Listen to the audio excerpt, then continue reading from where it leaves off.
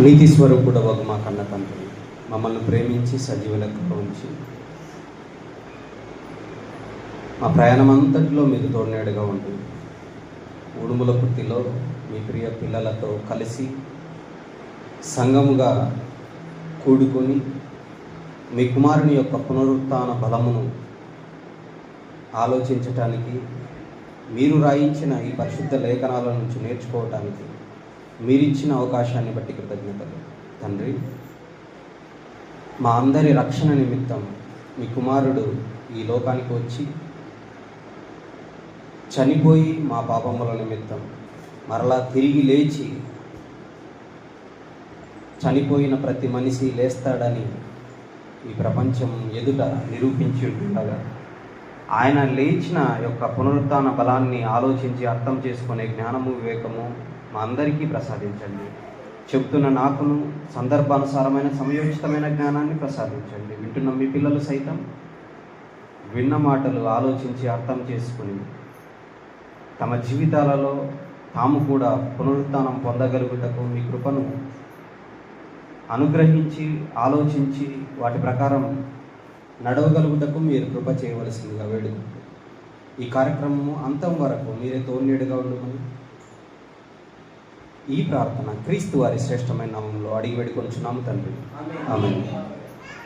Okay, ఇది ఏదో కొత్తగా ఉంది పాఠం, మాకు అర్థమవుతుందా లేదా? ఈస్టర్ అనగానే నార్మల్గా ఏదో చెప్తారు. మీకు టైటిల్ మీకు తెలిసిందా? టైటిల్ తెలుసా అండి? ఈరోజు మనం ఆలోచించే పాఠం ఏంటంటే, యేసుక్రీస్తు వారు తిరిగి లేచారు, తిరిగి లేచారు, తిరిగి లేచారు అని ప్రపంచం మొత్తం చెప్తుంది. ఓకే, ఆయన తిరిగి లేచాడు అన్నది వాస్తవం. అయితే యేసుక్రీస్తు వారు తిరిగి లేవటానికి ఒక బలం ఉంది. ఆ బలం ఏంటో ఈరోజు మనం నేర్చుకునే ప్రయత్నం చేస్తాం. అది మనకు తెలిసిందనుకో మనకు చాలా అవసరము. మన జీవితాలు కూడా, మనం అందరం చనిపోతామా? అందరం చనిపోతామా? లేదు, 100 సంవత్సరాల తర్వాత ఎవరైనా వస్తే నేను ఇక్కడే ఉంటాను అని ఎవరైనా చేతులు ఎత్తగలరా? మనం ఖచ్చితంగా చనిపోతాం. చనిపోవాల్సిన మనము, యేసుక్రీస్తు వారు చనిపోయి తిరిగి లేచాడు, మనము కూడా చనిపోయి తిరిగి లేవాలి. కాబట్టి ఈ పాఠం చాలా అవసరం. ఇది మనందరికీ అర్థమయ్యేలాగా చాలా సులువుగా మీకు అర్థం చేయిస్తాను ఖచ్చితంగా. మీరు ఒక 10 నిమిషాలు 15 నిమిషాలు బాగా ఫస్ట్ విన్నారనుకోండి, తర్వాత చెప్పే విషయం పూర్తిగా బాగా అర్థమైపోతుంది. బాగేనండి, ఓకేనా? పునరుత్థానము అంటే ఏంటి? పునరుత్థానము అంటే ఏదో పెద్ద పదం అనుకోకండి. తిరిగి లేవటం, చనిపోయిన వారు తిరిగి లేవటాన్ని పునరుత్థానం అన్నారు, ఓకేనా? ఇది అవును, చనిపోయిన వాళ్ళు ఎలా లేస్తారండి? చాలామంది బయట ఉన్న వాళ్ళు, క్రైస్తవులు కాని వాళ్ళు ఏం ఆలోచన ఉంటుంది తెలుసా? అందరూ చనిపోతున్నారు కానీ యేసుక్రీస్తు చనిపోయి తిరిగి లేచినాడు అంటున్నారు, ఎలా నమ్మాలా? ఈ ఒక్క దగ్గరే బయట వాళ్ళు ఆగిపోతారు. క్రైస్తవులుగా మనం యేసుక్రీస్తు దగ్గరికి వచ్చి సంఘంలో కూర్చున్నప్పటికీ మన ఆలోచన ఎలా ఉంటుంది? అందరూ చనిపోతున్నారు, మా అమ్మ చనిపోయింది, మా నాన్న చనిపోయినారు, అందరూ చనిపోయినారు, అవునా? చనిపోయినప్పుడు వాళ్ళ ముఖం ఉంది, చేతులు ఉన్నాయి, అన్నీ ఉన్నాయి, అవన్నీ కులిపోతున్నాయి, ఎముకలు ఉంటాయి తప్ప సమాధుల్లో. మళ్ళీ వాళ్ళు ఎలా లేస్తారు అని ఒకంత అవిశ్వాసం అనేది మనలో కూడా ఉంటుంది, అంతేనా? ఈరోజు ఆ అవిశ్వాసం పోతుంది మీకు. ఎలా చెప్పంటారా? మీకు అర్థమయ్యేవి దేవుడు బైబిల్లో రాయించిన విషయాలే మీతో పంచుకుంటాను, జాగ్రత్తగా చూడండి. పునరుత్థానం అంటే చనిపోయిన వారు తిరిగి లేవటం. యేసుక్రీస్తు వారు శుక్రవారం రోజున సిలువ వేయబడ్డారు. శనివారం సమాధిలోనే ఆయన శరీరం ఉంది. శుక్రవారం రాత్రి అంతా ఉంది, శనివారం అంతా ఉంది, ఆదివారం ఉదయానికి అనగా 3వ దినాన్న ఆయన తిరిగి లేచాడు. ఇది ప్రపంచం చాలామంది నమ్మరు, కానీ మీరు ఏదో చెప్పారు కాబట్టి నమ్మకుండా ఆధారాలతో మీరు నమ్మాలి. ఎవరు ఎన్ని చెప్పినా కూడా మీకు విషయం అర్థమైందనుకోండి, చనిపోయిన వాళ్ళు తిరిగి లేస్తారన్న విషయం ఈరోజు పూర్తిగా అర్థమైపోతుంది, ఓకేనా? ముందుకెళ్దాం. యేసుక్రీస్తు వారు చనిపోయి తిరిగి లేచారు అనేది మనకు అర్థం అవ్వాలంటే ఆదికాండం నుంచి దేవుడు చాలా ఉన్నతమైన విషయాన్ని రాయించుకుంటూ వచ్చాడు. మీరు చాలాసార్లు చదివింటారు, కానీ ఆ మాటలు చూద్దాం. చూడండి, ఆదికాండము మొదటి పేజీలోనే బైబిల్లో ఒక అద్భుతమైన విషయాన్ని రాయించాడు దేవుడు. ఆదికాండము 1వ అధ్యాయము 12వ వచనం చూడండి. ఆదికాండము 1వ అధ్యాయము 12వ వచనం. నేను చదువుతాను, జాగ్రత్తగా చూసుకోండి. ఈ 10 నిమిషాలు బాగా విన్నారనుకోండి, మీకు సబ్జెక్ట్ ఈజీగా అర్థమైపోద్ది. ఓకేనా? ఆదికాండము 1వ అధ్యాయం 12వ వచనం. భూమిని గడ్డిని తమ తమ జాతి ప్రకారము, ఈ మాట అండర్లైన్ చేసుకోండి, విత్తనములిచ్చు చెట్లను ఇంకా తమ తమ జాతి ప్రకారము తమలో విత్తనములు గల ఫలవృక్షములను మొలిపింపగా. ఏది మొలిపించింది అంటే 11వ వచనంలో చెప్తున్నాడు ఏమని? తమలో విత్తనములు గల ఫలమిచ్చు ఫలవృక్షములను భూమి మొలిపింపగా అన్నాడు. చూసారా? అంటే ఏది మొలిపిస్తుంది విత్తనాలను? భూమేనా? ఇక్కడ వ్యవసాయం జరుగుతుంది కదా. మనం ఉదయాన్నే ఏం తిన్నాము? దోశ తిన్నామా? దోశ ఏ దాంతో తయారు చేస్తారు? బియ్యం పిండి. బియ్యం ఎలా వచ్చాయి? పొలంలో నాటితే, ఒక ఒరిగింజ నాటితే ఒడ్లు అంటారు కదా, అది నాటితే ఒక్క గింజ భూమిలో పడి ఏమైపోతుంది? కుళ్ళిపోతుంది. కుళ్ళిపోయిన తర్వాత చిన్న వరి మొలక వస్తుంది. అవునా? మొలక పెద్దదయ్యి వెన్నులేస్తుంది. వెన్నులంటే తెలుసా మీకు? వెన్నులంటే తెలుసా? అంటే ఒడ్లు దాదాపు ఒక్క కాడకు ఎన్ని వస్తాయి? ఒక్క ఒరిగింజ నాటితే ఒకటే వస్తుందా? పిడికెడైనా వస్తాయి ఒక ఒరిగింజ నుంచి. అవునా? ఇది మీకు అర్థమైతే, ఆ ఒరిగింజ లోపల పడి చనిపోవటం వల్ల మళ్ళీ మొలకెత్తి చాలా గింజలు ఇచ్చింది. అలా చాలా గింజలు ఇవ్వటం బట్టే మనము దోశ తింటున్నాము, ఇడ్లీ తింటున్నాము, అన్నం తింటున్నాము, మధ్యాహ్నం బిర్యానీ తింటాము, లేకపోతే ఏదైనా తింటాము. అలాగే ఒక మామిడి చెట్టు, జాగ్రత్తగా చూడండి, పిల్లల్ని కొంచెం జాగ్రత్తగా చూసుకోండి మా. ఈ విషయం అర్థమైంది అనుకోండి, మీకు బాగా అర్థమవుతుంది. మామిడి చెట్టు ఉందా? మనం ఏం చేస్తాం? ఎండాకాలం కదా, మామిడి చెట్టు బాగా బంగినపల్లి రసాలు తీసుకొని బాగా తినేస్తాం.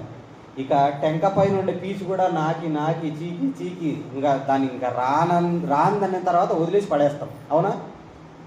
అది భూమిలో పడింది అనుకో, ఒక్క టెంక మళ్ళీ మామిడి మొలకొస్తుంది. మొలకొచ్చి మళ్ళీ చెట్టుగా మారుతుంది. చెట్టుగా మారిన తర్వాత ఆకులు, కొమ్మలు, మళ్ళీ పూత వస్తుంది. పూత వచ్చిన తర్వాత ఒక్క మామిడి టెంక భూమిలో పడి మొలకెత్తితే ఎన్ని మామిడికాయలు వస్తాయి? 100,000 వస్తాయి. అవునా? ఇది మీకు అర్థమైతే, ఇక్కడ దేవుడు అంటున్నాడు, భూమికి మొలిపించే గుణం ఇచ్చాడంట దేవుడు. అవునా? అలాగే ఇప్పుడు అదే అధ్యాయంలో 29-30 వచనాలు చూద్దాం. చూడండి, మొక్కలు ఇవ్వటంలో దేవునికి ఇంకొక ప్రణాళిక ఉంది. ఏంటంటే అక్కడ 29-30 చూస్తే దేవుడు ఆదాము అవ్వలను కలిగించిన తర్వాత వాళ్ళతో చెప్తున్నాడు ఏమని? ఆదాము అవ్వ అంటే ఎవరో కాదు, మీ నాన్న మా నాన్న, మీ అమ్మ మా అమ్మ వాళ్ళే. కులాలు మతాలు ఇవన్నీ ఏం లేవు. మనుషులకు తెలియక మాలోళ్ళు మాదిగోళ్ళు రకరకాల పేర్లు పెట్టుకున్నారు. అందరూ ఎవడైనా సరే, భూమి మీద మనిషి అన్నవాడు ఎవడైనా సరే ఎక్కడి నుంచి వచ్చినారు తెలుసా? అందరికీ తండ్రి ఆయనే. ఎవరు? ఆదాము గారు. అందరికీ జీవం గల ప్రతివానికి తల్లి అవ్వమ్మ గారే. మనం అందరం ఒకటే. ఈ భావనతో ఉండాలి మనం. వాళ్ళతో, మన తల్లిదండ్రులతో చెప్తున్నాడు ఏమని దేవుడు? చూడండి 29. దేవుడు, ఇదిగో భూమి మీదనున్న విత్తనములిచ్చు ప్రతి చెట్టును, విత్తనములిచ్చు వృక్ష ఫలములు గల ప్రతి వృక్షమును మీకిచ్చి ఉన్నాను. ఎవరికి ఇచ్చినాడంట? ఎవరికి ఇచ్చినాడు? ఆదాము అవ్వలకి ఇచ్చినాడు. ఆదాము అవ్వలకి ఇచ్చినాడంటే ఆదాము అవ్వలకి ఇవ్వటం వలన అవి మనకు కూడా వచ్చినాయి. మన పిల్లలం కదా, అందుకు మనకు కూడా వచ్చినాయి. ఎందుకు ఇచ్చాడో కింద చెప్తున్నాడు చూడండి. ఎందుకు ఇచ్చాడంటే అవి మీకు ఆహారమగును, ఆహారమగును, ఆహారమగును అన్నాడు. అంటే అవి తినటం వలన, అవి ఆహారంగా మనం తినటం వల్ల మనము బ్రతుకుతున్నాం. అర్థమైందా? అవి తినటం లేదనుకో ఏమవుతుంది? తినటం లేదంటే ఏమవుతుంది? ఆమరణ నిరాహార దీక్ష అంటారు. అంటే తినకుండా ఒక 15 రోజులు 20 రోజులు తాగకుండా, ఏం తాగకుండా, జ్యూసులు తాగకుండా, నిమ్మరసం తాగకుండా, ఏమీ తినకుండా ఒక పండు కానీ, ఒక కాయ కానీ, ఒక విత్తనాల నుంచి వచ్చిన బియ్యం కానీ, ఏమి అన్నమే తినకుండా ఉన్నారనుకో ఏమవుతామ్మా? చనిపోతాం. అంటే ఇక్కడ మీరు ఆలోచించండి, ఒక విత్తనము భూమిలో పడి చచ్చిపోయి ఆహారంగా మారి మనము చనిపోకుండా మనకు జీవం ఇస్తుందా? అన్నం తినకుంటే మనం బ్రతకగలమా? ఫ్రూట్ జ్యూస్ తాగుకుంటే మనం బ్రతకగలమా? విత్తనాలు, జొన్నలు, రాగులు, అవన్నీ ఏదో ఒక రూపంలో మనం తింటుంటే అందులో నుంచి శక్తి వచ్చి మనం జీవిస్తున్నాం, మనం బ్రతుకుతున్నాం, మనం చెలిస్తున్నాం, మనం మాట్లాడుతున్నాం, మనం నిలబడుతున్నాం, మనం చక్కగా దేవుని సన్నిధికి వస్తున్నాం, మనం చక్కగా పనులు చేసుకుంటున్నాం. అవునా? అంటే ఏం జరుగుతుంది? దేవుడు ఇవ్వటంలో ఉద్దేశం చూడండి. విత్తనములు గల ప్రతి వృక్షమును, విత్తనములుచు ఫల వృక్షమును, ఫలాలను అన్నిటినీ మీకు ఇస్తున్నా. ఎందుకు అంటే ఆహారంగా ఇస్తున్నాను అన్నాడు. అవునా? తాటి ముంజలు ఉన్నాయి. అవునా? ఈ ఎండకు దాహం అవుతుంది అనుకో, ఒక కొబ్బరి నీళ్ళలో తాటి ముంజలో తింటే ఎలా ఉంటుంది? పోయిన ప్రాణం లేచి వచ్చిందిరా అంటారు. అవునా? అవునా? తాగకపోతే ఏమవుతుంది? గొంత ఆరకపోయి చనిపోయిన వాళ్ళు కూడా చాలామంది ఉంటారు. దాన్నే ఎండదెబ్బ, వడదెబ్బ అంటారు.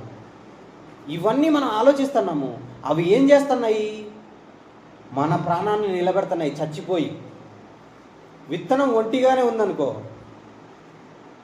మన గిన్నె నిండా కూడా వస్తుందా? మనం బ్రతకగలమా? ఇది మీకు అర్థమైతే, ఇది మనకు అర్థమైతే యేసు ఇప్పుడు బాగా చూడాలి జాగ్రత్తగా. నన్ను చూడండి. ఇది మీకు అర్థమైందా? అంటే మనం బ్రతకటానికి కారణం ఆహారము. ఆహారం ఎలా వస్తుంది? భూమి మొలిపిస్తుంది. ఒక్క గింజ భూమిలో పడి 100,000 వస్తున్నాయి. ఒక్క మామిడి టెంక భూమిలో పడి 100 మామిడికాయలు వస్తున్నాయి. ఒక్క మొక్కజొన్న విత్తనం భూమిలో పడి మొక్కజొన్న కంకులు ఎన్ని వస్తాయి, ఒకదానికి జొన్న కంకులు ఎన్ని వస్తాయి, సజ్జ కంకులు ఎన్ని వస్తాయి, రాగులు ఎన్ని వస్తాయి. ఇవన్నీ చూస్తుంటే అవన్నీ మనం తినటానికి, అవి భూమి మొలిపించటం వల్ల అవి ఆహారం అవుతున్నాయి. ఇది మన తల్లిదండ్రులందరికీ తినటం వల్లనే మనం బ్రతుకుతూ వచ్చాం. ఈరోజు ఇక్కడికి వచ్చాం. మనం కూడా ఈరోజు బ్రతకాలంటే అవి తింటున్నాం. ఇది మీకు అర్థమైతే యేసుక్రీస్తు వారు కూడా చనిపోయి పాతిపెట్టబడ్డాడు. చనిపోయిన తర్వాత ఆయన లేచాడు. మరి మనం ఎందుకు లేయట్లేదు? మన వాళ్ళందరూ చనిపోయినారు కదా, మన వాళ్ళు ఎందుకు లేయట్లేదు? మీరు ఎప్పుడన్నా ఆలోచించారా? మన వాళ్ళు కూడా లేస్తారు. యేసుక్రీస్తు వారు ముందు లేచారు. ఎందుకు? ఆయన ఏ పాపము చేయకుండా చనిపోవటాన్ని బట్టి, అందరి కోసం చనిపోవటాన్ని బట్టి ఆయన ముందుగా లేచాడు. మన వాళ్ళు కూడా లేస్తారు. మన వాళ్ళు కూడా ఎప్పుడు లేస్తారు, మనం ఎప్పుడు లేస్తాము, ఇవన్నీ తెలియాలంటే ఆ బలం తెలియాలి. యేసుక్రీస్తు లేవటానికి ఆయన ఎలా బ్రతికాడో మనకు తెలిస్తే మనం కూడా ఎలా లేస్తామో అలా బ్రతికితే మనం లేస్తాం. ఇది అర్థమైతే ఇప్పుడు ఇదే విషయాన్ని ఇలా లేస్తారు అని చెప్తే పౌలు గారు ప్రపంచంలో చాలా ప్రాంతాల్లో తిరిగి ఆయన చెబుతున్నప్పుడు చాలామంది చాలా రకాలుగా మాట్లాడారు. ఆ మాటలు ఏంటో ఈరోజు చూద్దాం. వాళ్ళని ఎలా ఒప్పించాడు, అది ఎలా లేస్తుంది అన్న విషయాన్ని కూడా చెప్పాడు ఆయన. కొరింథీయులకు రాసిన మొదటి పత్రిక 15వ అధ్యాయము 35 నుంచి చూద్దాం. చూడండి, చాలా బాగుంటుంది. ఈ మాటలు విన్నప్పుడు ఎలా ఎలా ఆలోచిస్తారు తెలుసా? అవును, చాలామంది చచ్చిపోయినారు, వాళ్ళు లేవట్లేదే అనే మాటలు అంటారు. ఇది ఎలా జరుగుతుందో పౌలు గారు తెలివిగా మన కళ్ళ ముందు ఉన్న విషయాలనే చెప్తూ వస్తాడు. ఇంతవరకు మనం ఆలోచించిన దాని గురించి చెప్తాడు. జాగ్రత్తగా చూడండి, ఇంకా వివరంగా ఉంటుంది అక్కడ. కొరింథీయులకు రాసిన పత్రిక మొదటి పత్రిక 15వ అధ్యాయము 35 నుంచి చదివే ప్రయత్నం చేద్దాం. 35. అయితే మృతులు ఎలాగు లేతురు? చచ్చిపోయిన వాళ్ళు ఎలా లేస్తారండి అని అడుగుతున్నారు. ఎవరు? కొరింథీ అంటే ఎవరు తెలుసా? బాగా చదువుకున్న వాళ్ళు, జ్ఞానులుగా ఉన్న వాళ్ళు పౌలు గారికి క్వశ్చన్ వేసినారు. ఏమని? మృతులు ఎలాగ లేతురు, వారెట్టి శరీరంతో వస్తురు. వాళ్ళకి డౌట్ వచ్చింది, శరీరం అనేది కుళ్ళిపోతుంది కదా, మరి శరీరం ఎలా వస్తుంది? ఎముకలు అయితే ఉంటాయి, మరి శరీరం ఎలాంటి శరీరంతో వస్తారు అని క్వశ్చన్ వేసినారు.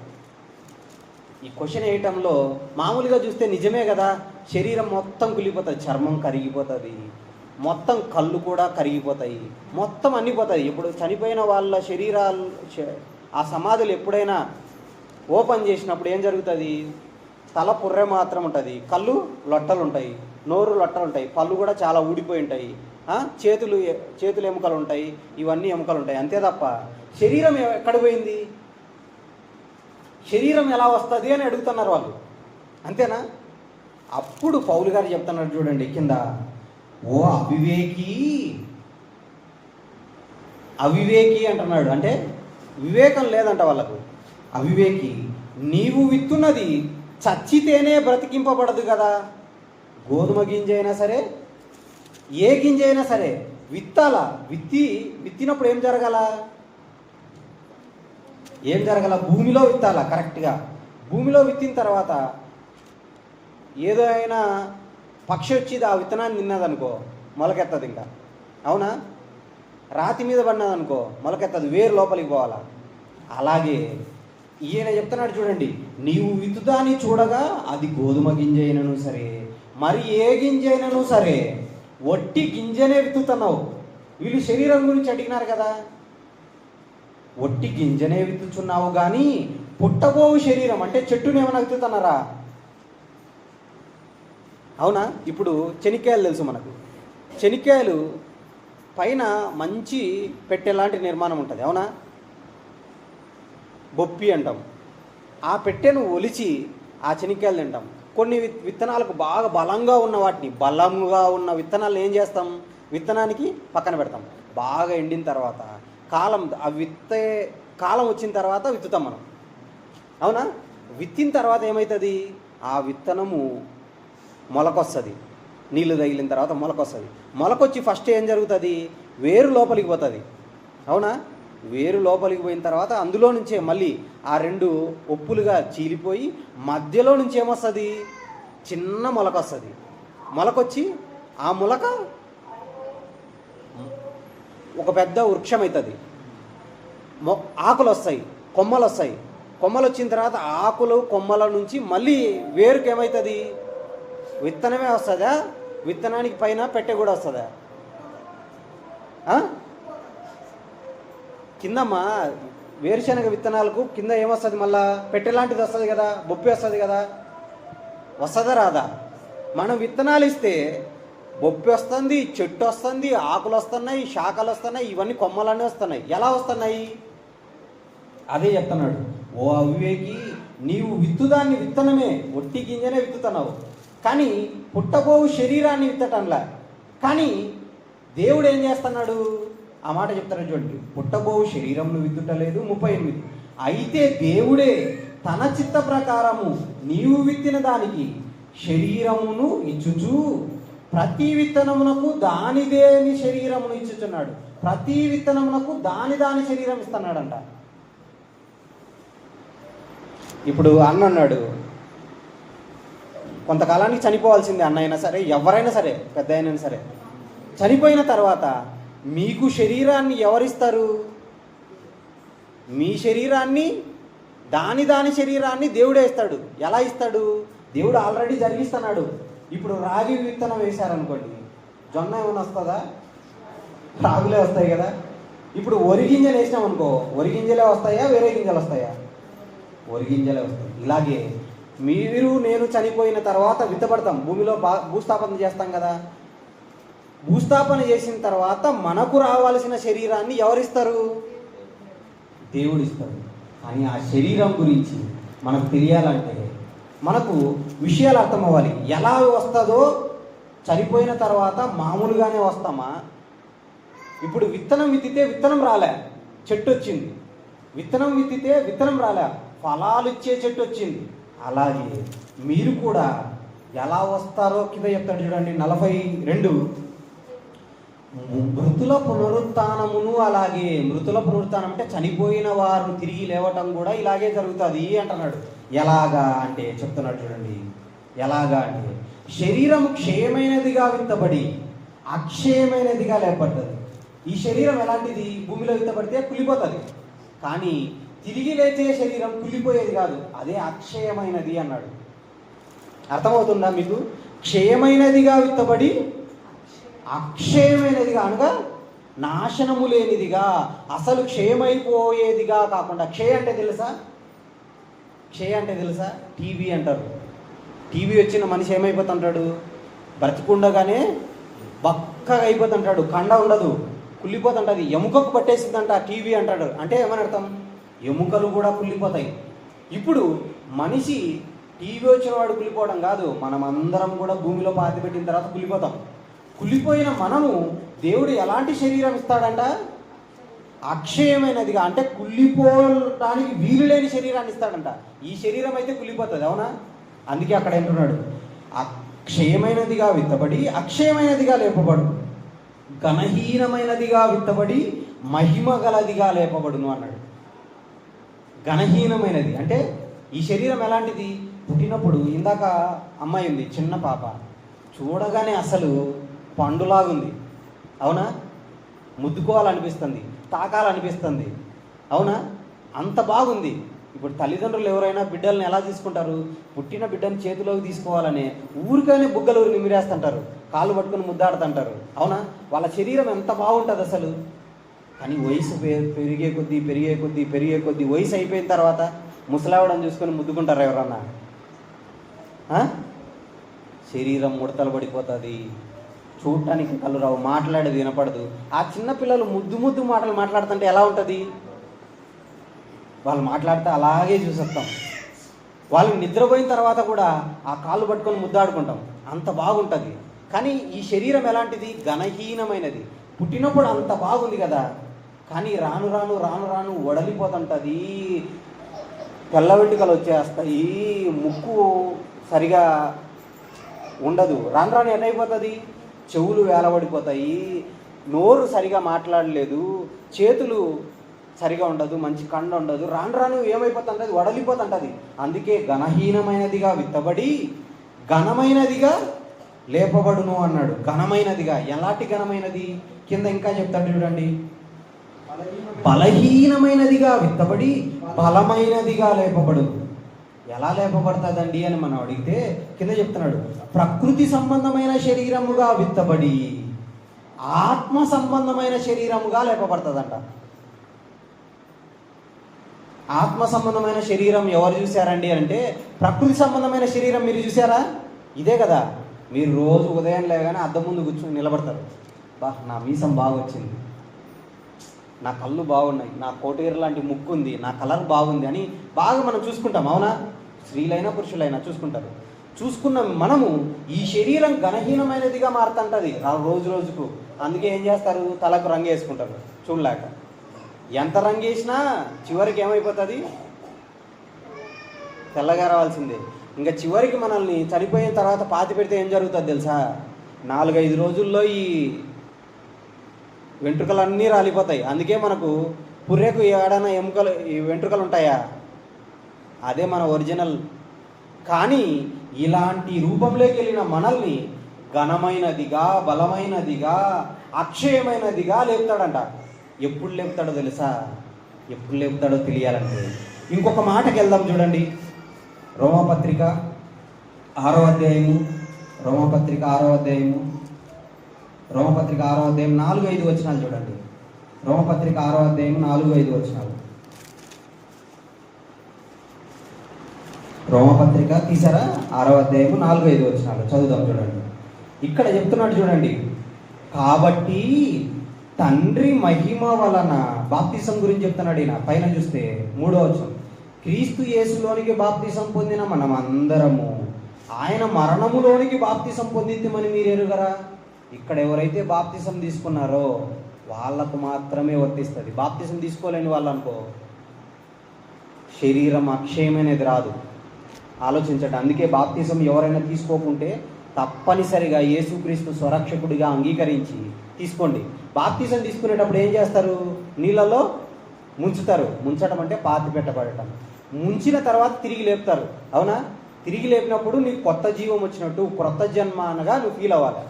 ఫీల్ అయినప్పుడు ఏం జరుగుతుందో చెప్తున్నాడు చూడండి అక్కడ 4. కాబట్టి అలా బాప్తిజం పొందిన మీరందరూ ఆయన మరణంలోనికి బాప్తిజం పొందారు. కాబట్టి తండ్రి మహిమ వలన క్రీస్తు మృతులలో నుండి ఎలాగు లేపబడేనో అలాగే మనమును నూతన జీవము పొందిన వారమై నడుచుకున్నట్లు అన్నాడు. అంటే అంతకుముందు మనం ఎలా జీవిస్తున్నామో అలా జీవించకూడదంట. బాప్తిజం తీసుకున్న తర్వాత ఎలా జీవించాలంట? నూతన జీవము పొందిన వారమై నడుచుకోవాలంట. అంతకుముందు ఎలా నడుచుకున్నాము? మనల్ని ఎవరైనా ఒక మాట అంటానే వాళ్ళ మీదకి ఒంటికాల మీద వెళ్ళిపోతాం, అవునా? ఏదైనా ఒక మాట అనగానే సహించం, తిడతాం, బూతులు మాట్లాడతాం, అవునా? చాలా పాపపు ఆలోచనలు చేస్తాం బాప్తిజం తీసుకోకముందు, అవునా? ఆ పాపాలన్నీ ఒప్పుకొని ఇక మీదట నేను యేసుక్రీస్తుని నమ్ముకుంటాను, బాగా పరిశుద్ధంగా బ్రతుకుతా, దేవుని సంఘానికి వస్తాను, దేవుని సన్నిధిలో మాటలు వింటాను, మాటలు చెప్పిన ప్రకారంగా నడుచుకుంటాను అని నూతన జీవం రావాలా? అంటే దేవుని దగ్గరికి వచ్చిన తర్వాత మళ్ళీ బూతులాడితే ఏమన్నా ప్రయోజనం ఉంటుందా? తప్పు కదా. వేరే వాళ్ళు మన వల్ల నొచ్చుకుంటే ఏమన్నా ప్రయోజనం ఉంటుందా? తప్పు కదా. ఇది ఆలోచించి మనం ఏం చేయాలా? మనం మారాలా. అందుకే అక్కడ చెప్తున్నాడు, క్రీస్తు మృతులలో నుండి ఎలాగు లేపబడనో అలాగే మనము నూతన జీవం పొందిన వారమై నడుచుకున్నట్లు మనము బాప్తీసము వలన మరణములో పాలు పొందుటకై ఆయనతో కూడా పాతి పెట్టబడితిమి. అంటే ఇప్పుడు చిన్ని అనే నేను బాప్తీసంలో పాతి పెట్టబడిన తర్వాత ఏం చేయాలి? నా పాత జీవితాన్ని వదిలేసి కొత్త జీవితాన్ని పాటించాలి. అంతకుముందు నేను లోకంలో ఇష్టానుసారంగా జీవిస్తున్నాను అనుకో, ఇక మీదట అలా జీవించకుండా మళ్ళీ క్రీస్తు దగ్గరికి వచ్చిన తర్వాత నేను క్రీస్తులాగా జీవించడం మొదలెట్టాలి. అదే అక్కడ చెప్తున్నాడు, నూతన జీవం పొందిన వారమై నడుచుకున్నట్లు మనము బాప్తీసము వలన మరణములో పాలు పొందుటకై ఆయనతో కూడా పాతి పెట్టితిమి. 5వ వచనం వెరీ ఇంపార్టెంట్ చూడండి. ఆయన మరణము యొక్క సాదృశ్యమందు ఐక్యము గలవారమైన ఎడల ఆయన యొక్క పునరుత్థానమందు కూడా ఆయనతో ఐక్యం గలవారమై ఉందుము. పాపంతో ఉన్న మనలను రక్షించడానికి ఆయన బలైనాడా? ఎలా బలైనాడు? ఏ పాపము చేయకుండా ఆయన ఎలా బలైనాడు, ఎలా బ్రతికినాడు ఈ భూమి మీద మనకు తెలియాలి. అది తెలిస్తే మనం కూడా నూతన జీవం పొంది ఆయన నడిచినట్లే నడవాలంట. నూతన జీవం పొందిన వారమై నడుచుకోవాలంట. అలా నడుస్తున్నప్పుడు ఖచ్చితంగా మనం చనిపోయిన తర్వాత ఆ బలమైన శరీరంగా, ఆ అక్షయమైన శరీరంగా, కుళ్ళిపోని శరీరంగా, ఆత్మ సంబంధమైన శరీరంగా లేపుతాడు. అర్థమైందా? ఇప్పుడు ఇది మనకు అర్థమవ్వాలంటే విత్తనముగా ఉన్నాం. విత్తనముగా ఉన్నాం. మనము బాప్తీసం తీసుకున్న తర్వాత చెట్టులాగా మారాలా. మన నుంచి ఫలాలు రావాలా. ఎలాంటి ఫలాలు? ఫలానాయన ఇష్టానికి బూతులు మాట్లాడుతున్నాడు, ఫలానాయన సిగరెట్ తాగుతున్నాడు, మందు తాగుతున్నాడు, ఫలానా ఆవిడ నోరు తెరిస్తే అమ్మో ఆమె నోట్లో నోరు పెట్టలేమండి, ప్రతిదానికి గొడవే, ఆమెతో ఎందుకు లేనాయన పక్కన వెళ్ళిపోదంట. వాళ్ళ ఇంటి ముందర చిన్న కసువు పడిన మన ఇంటి కాగితం ఏదన్నా వాళ్ళ ఇంటి ముందుకు పోయినా కూడా ఆమె ఒప్పుకోదు, ఆమెతో ఎందుకు నాయన అనేవాళ్ళు. ఇలాంటి జీవితాలు ఉన్నాయా? ఈ ఊర్లో కూడా ఉన్నాయా? వేరే ఈ ఊర్లో అలాంటి వాళ్ళు లేరండి, బాగా బ్రతుకుతున్నారండి నేను ఎవరైనా చెప్పగలరా? ఇలా ఉన్నోళ్ళు దేవుని దగ్గరికి వచ్చిన మనమే అలా ఉంటాం, అవునా కదా? అలాంటి ఉన్న మనము క్రీస్తు దగ్గరికి వచ్చిన తర్వాత మనం ముందు నేర్చుకున్నాం ఏమని? అందరికీ తల్లిదండ్రులు ఎవరని నేర్చుకున్నాం? అవ్వ ఆదాములు. ఇప్పుడు వాళ్ళు ఎవరు? మన అక్క మన చెల్లి. మన అక్క మన చెల్లి అయినప్పుడు ఏదో తెలియక చేసినారులే అని మనం వాళ్ళ మీద గొడవ పోకుండా సరేలే అని సర్దుకోవాలా, సహించుకోవాలా లేదా? యేసుక్రీస్తు మనల్ని ఎలా క్షమించినాడు? మొన్న మీరు నేర్చుకున్నారు గుడ్ ఫ్రైడే రోజున. ఆయన కొడతంటే, తిడతంటే, అవమానిస్తుంటే, హింసిస్తుంటే ఆయన ఏమన్నాడు? వీరేమి చేయించున్నారో వీరు ఎరుగరు కనుక వీరిని క్షమించుకు అన్నాడు. ఇప్పుడు ఆయన దగ్గరికి వచ్చిన మనం మళ్ళా దేవుడిచ్చిన ఈ శరీరాన్ని పాడు చేయడానికి, తాగటానికి, సిగరెట్లు తాగటానికి, మందు తాగటానికి, నోరు తెరిచే బూతులు మాట్లాడటం, ఇవన్నీ మానేస్తా వచ్చినాం అనుకో, వాళ్ళు ఏమనుకుంటారు తెలుసా, ఎంత బాగా మారినారా, ఇలా మారినాడు అని చెప్పి నువ్వు వాక్యము చెప్పకుండానే మార్పును చూసి వాళ్ళు ఆలోచించి పర్వాలేదురా దేవుని సన్నిధికి పోవడం వల్ల ఇలా మారినారు అని వాళ్ళు ఆనందపడతారా? ఆనందపడరా? ఖచ్చితంగా ఆనందపడతారు. దేవుని సన్నిధికి పోకముందు, సన్నిధికి రాకముందు మా ఇంటి ఆకులు ఎండిపోయి వాళ్ళ ఇంట్లో పడితే అయిపోయి ఇంకా గొడవ. అలాంటిది ఆవిడ ఎంత బాగా మారింది.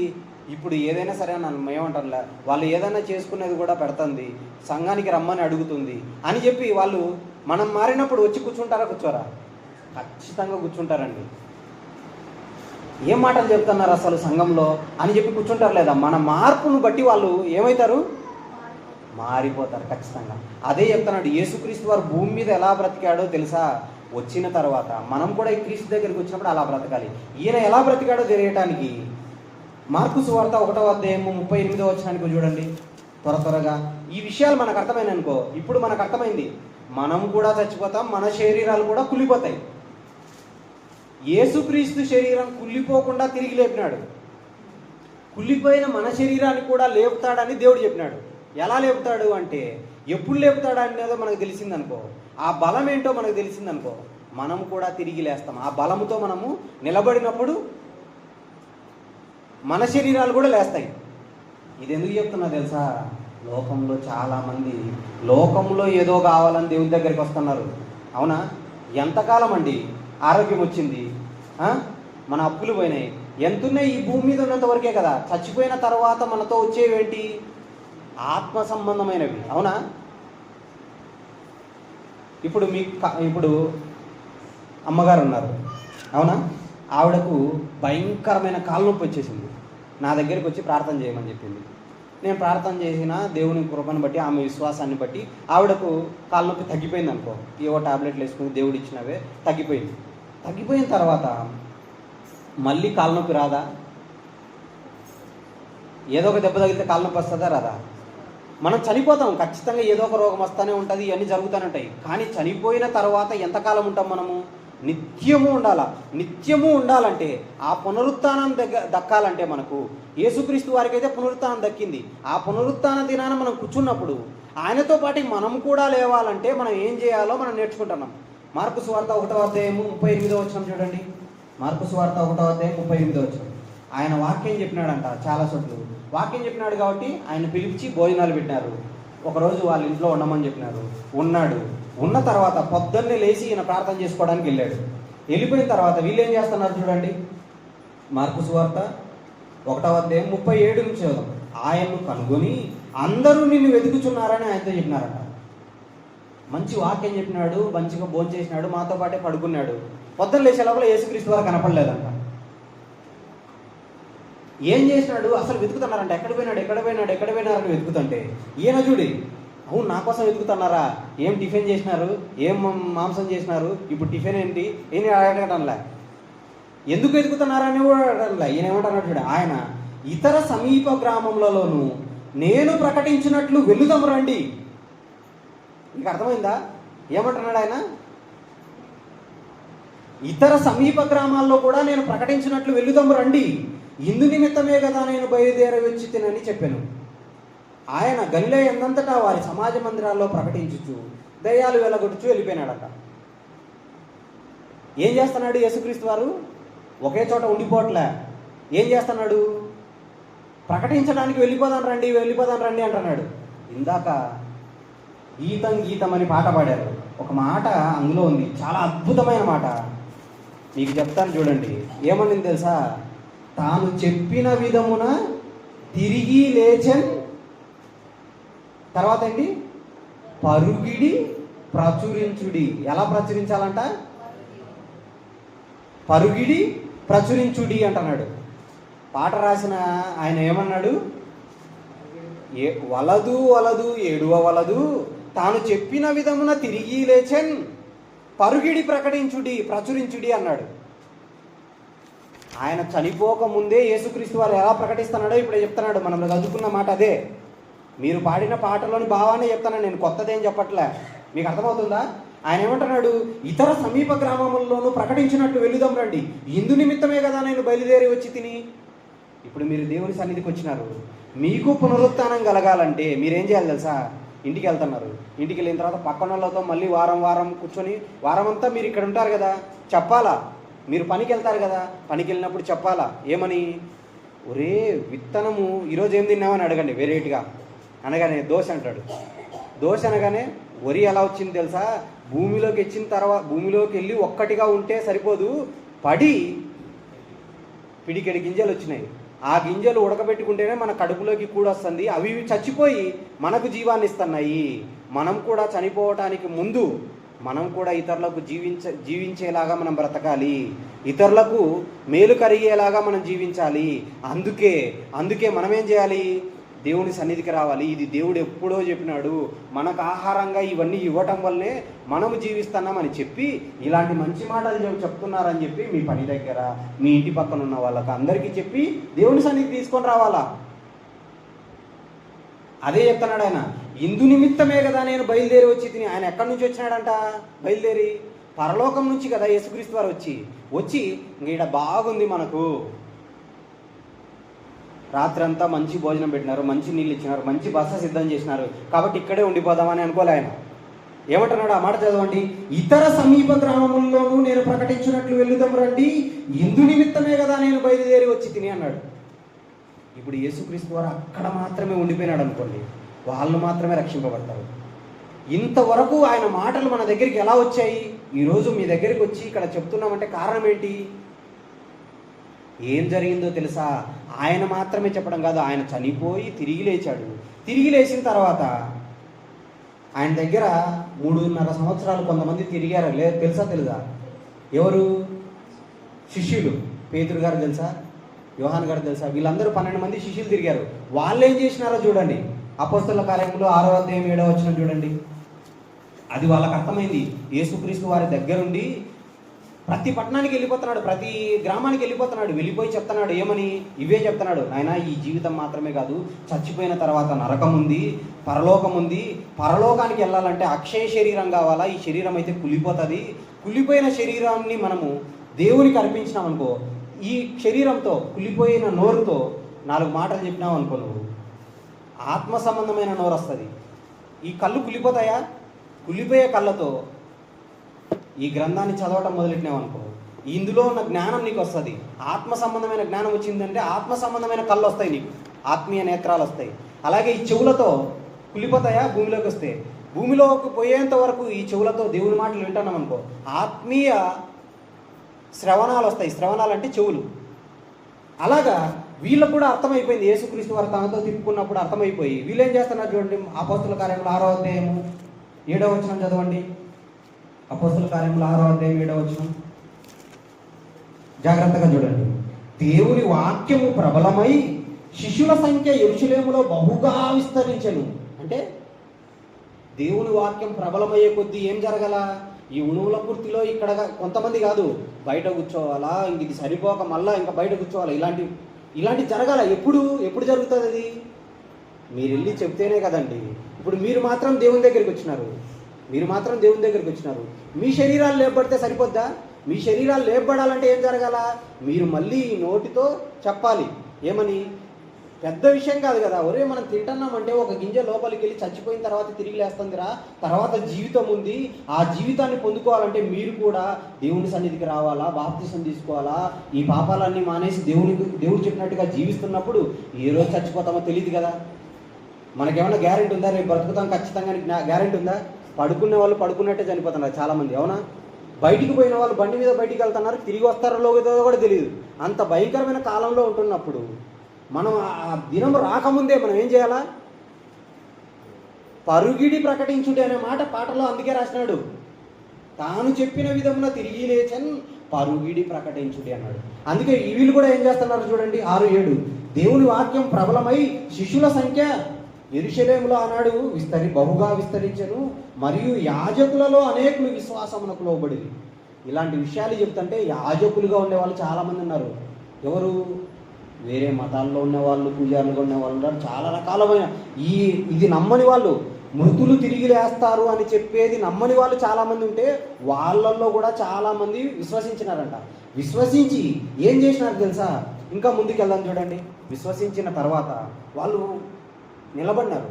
నిలబడిన తర్వాత ఏం జరిగిందంటే అపోస్తుల కార్యములు 8వ అధ్యాయం 1వ వచనానికి వచ్చేయండి.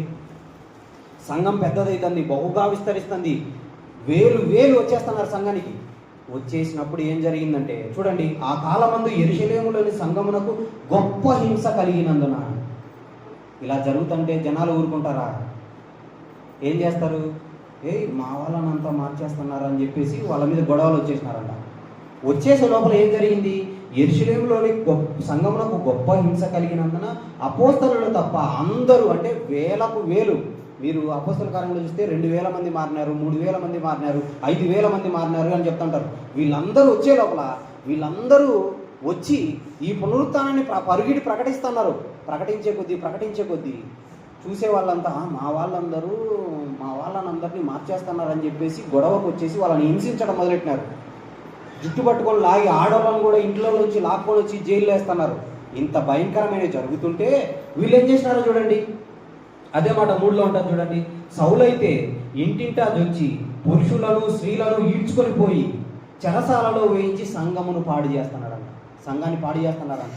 పాడు చేస్తుంటే వీళ్ళు ఏం చేసినారు తెలుసా? 4వ వచనం చూడండి. కాబట్టి చెదిరిపోయిన వాళ్ళు ఇంకా ఆ ఊర్లో ఉంటే కష్టమని తెలిసిపోయి బయటికి వెళ్ళిపోయినారంట. వెళ్ళిపోయి వాళ్ళు ఏం చేస్తున్నారు చూడండి. చెదిరిపోయిన వారు సువార్త వాక్యమును ప్రకటించుచూ సంచారం చేసి. ఎలా సంచారం చేసినారంట? ప్రకటించుచూ సంచారం చేసినారంట. ఎందుకు చేస్తున్నారు తెలుసా? వాళ్ళకు అర్థమైపోయింది, ఈ భూమి మీద ఎప్పుడు చచ్చిపోతామో తెలీదు. ఖచ్చితంగా ఆయన మాట చెబితే నాకు శరీరం మళ్ళీ అక్షయమైనదిగా వస్తుంది, ఘనమైనదిగా లేపుతాడు, మహిమ గలదిగా లేపుతాడు, ఆత్మ సంబంధమైన శరీరం ఇస్తాడు అన్న విషయం అర్థమైపోయి వీళ్ళు ఏం చేస్తున్నారు తెలుసా? ఇంత భయంకరమైన పరిస్థితుల్లో కూడా వాళ్ళు వెళ్ళి ప్రకటించుకుంటూ వెళ్ళిపోతున్నారు. మనల్ని ఏమన్నా 4 మాటలు చెప్తే ఇంతగా చంపుతున్నారా? ఏమన్నా కొడుతున్నారా? జుట్టు పట్టుకొని ఈడుస్తున్నారా? అదేమన్నా జరుగుతుందా అండి? ఏమన్నా జరుగుతుందా? జరగనప్పుడు మనం పని దగ్గర కనీసం మనం మంచిగా ఉన్నప్పుడు 4 మాటలు చెప్తే వింటారు కదా. రాకుంటే బలవంతం చేయకండి, మీరు జస్ట్ చెప్పండి. చెప్పిన తర్వాత వాళ్ళు దేవుని ఆకర్షణలో ఉంటే ఖచ్చితంగా వస్తారు. దేవుడు ఖచ్చితంగా మీరు అలా చెబుతున్నప్పుడు వాళ్ళని తీసుకొని వచ్చే బాధ్యత కూడా ఆయన తీసుకుంటాడు. వాళ్ళ మనసులు కరిగించి మీరు అలా చెబుతుంటే ఏం జరుగుతుంది తెలుసా? ఇంకా ముందుకు వెళ్దాం చూడండి. నిజంగానే అపోస్తుల కార్యములు 8:4 చూసాం కదా. ఈ విషయం అర్థమైన ఈయన ఎవరు? చాలామందిని ఈడ్చుకొని వచ్చి చాలామందిని చెరసాల్లో వేస్తున్నాడే, ఆయన కూడా మారినాడు. ఏందిరా ఇంత ఈడ్చుకొని వస్తున్నాము, చంపుతున్నాము, ఇంత చేస్తున్నాము, ఇంత చేస్తున్నా కూడా వీళ్ళు ఇలా ఉన్నారేంటి అని చెప్పేసి యేసుక్రీస్తు వారు వచ్చి నన్ను హింసిస్తున్నావు అని చెప్పగానే ఆయన కూడా మారినాడు. ఆయనకు దెబ్బలు పడినాయి. ఎలాగా? కళ్ళు పోయినాయి. ఏకంగా కళ్ళు పోయి 3 రోజులు చూపే పోయింది. ఎవరికి? నువ్వు ఇలాంటి పనులు చేస్తున్నావని దేవుడు వచ్చి శిక్షించే లోపల కళ్ళు పోయిన తర్వాత అర్థమైపోయింది. ఇంకా అమ్మో ఇది కాదు జీవితము, ఈయన నిజంగా రక్షకుడు, ఈయన చనిపోయి తిరిగి లేచినాడు అనే విషయం అర్థమైపోయిన తర్వాత ఈయన నిలబడి ఏం చేస్తున్నాడో చూడండి. ఫిలిప్పీలకు రాసిన పత్రిక 3వ అధ్యాయము 10-11 వచనాలు చూడండి. ఫిలిప్పీలకు రాసిన పత్రిక 3వ అధ్యాయము 10-11 వచనాలు. ఫిలిప్పీలకు రాసిన పత్రిక 3వ అధ్యాయం 10-11 వచనాలు.